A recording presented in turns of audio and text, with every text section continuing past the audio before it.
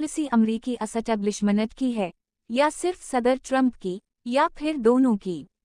इसका जवाब सीधा है, और वो ये है कि अमरीकी एस्टेब्लिशमेंट की भी यही सोच थी, मगर वो दूसरे मुल्कों पर मुख्तलिफ हीले बहानों के नाम पर चढ़ दौड़ती थी, जैसे कीमियाई हथियार, औरतों पर मजालिम, जमहूरियत, दहशतगर्दी और इंसानी हुकूक वगैरह वगैरह।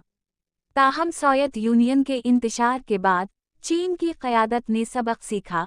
दूसरा चीनी कौम में सब्र और इस्तिकामत बानस्बत रूसी क़यादत के ज़्यादा है।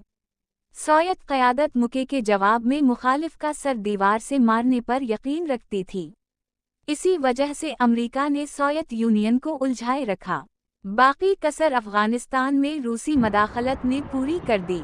इस बात को चीनी कम्युनिस्ट पार्टी ने अच्छी तरह समझ लिया और चीन ने पुरअमन बक़ाए बाहमी की पॉलिसी पर चलते हुए सनती, इक़्तिसादी, साइंसी और अब IT नीज़ AI की तरक्की पर तवज्जो दी। चीन ने अमरीकी पॉलिसी के बरखिलाफ एशिया और अफ्रीकी ममालिक समेत यूरोपी और बर्रे-अज़म अमरीका के ममालिक के साथ तिजारती, सनती और दिफाई मुआहदात करना शुरू किए।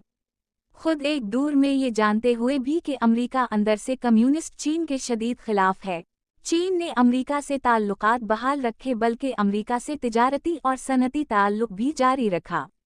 यही वजह है चीन ने अमरीकी मार्केट को अमली तौर पर काबू कर लिया। ये सब कुछ असलहे और जारहियत के बगैर किया।